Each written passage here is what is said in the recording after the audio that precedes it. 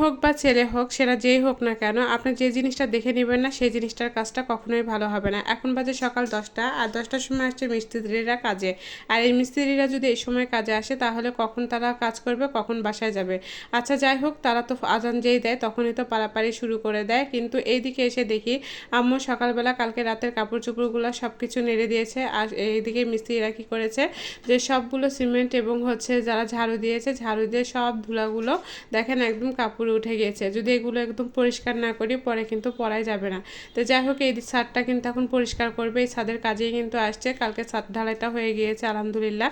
আর এখন কিন্তু এই ছাদটা হচ্ছে একদম ঝাড় দিয়ে পরিষ্কার করে এখানে ঘোলা দিবে, 4 সাইড দিয়ে এটা দিয়ে গাঁথনি দিবে, দেওয়ার পরে কিন্তু একটু হচ্ছে পানি মারবে। আর পানি দিয়ে তুলে কিন্তু হচ্ছে ছাদটা ভালো থাকে, সেটা কিন্তু সবাই জানেন, এটা বলার কিছু নাই। আর এদিকে আমাদের টিনের অবস্থা একদমই 12টা, কারণ আমাদের তো এমনি থাকার সমস্যা, তার মধ্যে তো টিনের উপরে এগুলো ফেলেছে।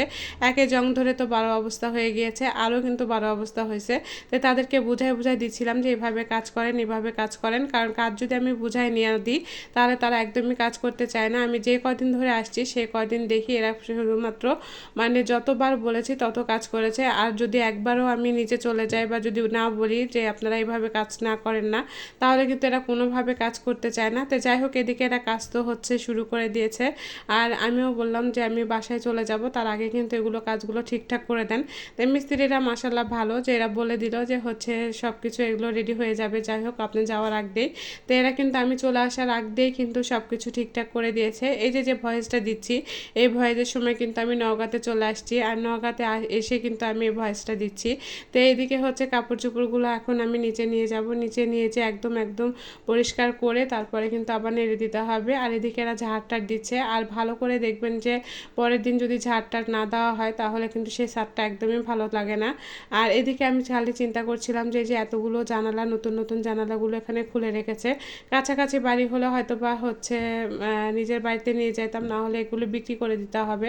তো এদিকে হচ্ছে এগুলো দেখতেছি আর ভাবতেছি যে একদম নতুন জানালা দরজা যেগুলো আছে একদম সব পড়ে আছে। এগুলো কিন্তু পরে আর জানালাতে লাগানো যাবে না, কারণ সেই সাইজের কিন্তু জানালা হয় না, সেটা কিন্তু সবাই জানেন। এগুলো কিন্তু আমরা একদম নতুন কিনে নিয়ে এসেছিলাম যখন আমাদের বাসা করার আগে, সেগুলো কিন্তু একদম হচ্ছে এগুলো খুলে রাখা হয়েছে।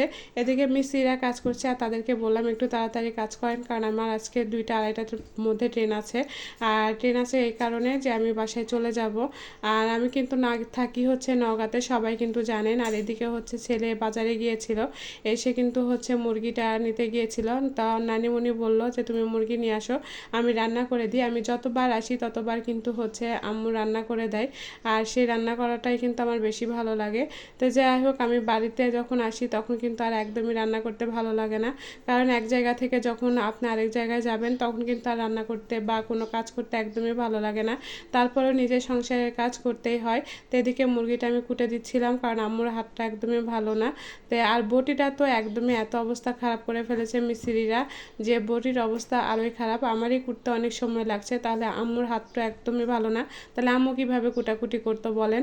তো যাই হোক, আমি এদিকে মুরগিটা কুটাকুটি করে দিয়ে তারপরে কিন্তু আমি হচ্ছে বাজারে একটু যাব, কারণ বাজারে একটু কাজ আছে। এখন আমি এই ভিডিওতে ভয়েস দিচ্ছিলাম তখন আমি ছিলাম মায়ের বাসায়, এখন আছি কিন্তু আমি নওগাঁয়। তাতে কিন্তু আমি বলছিলাম যে একদমই হচ্ছে মনটা খারাপ লাগছে। আর এই স্মৃতিগুলো আমার মনে হচ্ছে যে আমি সকালবেলা কোথায় ছিলাম, আর এখন দুপুরবেলা 4টা বাজেইনি, তাতেই কিন্তু আমি বাড়িতে চলে আসছি। যাই হোক, সব কিছু রেডি করে দিয়েছি, এখন আম্মু রান্না করবে। আর আজকে এ পর্যন্ত, আবারও দেখা হবে। আল্লাহ হাফেজ।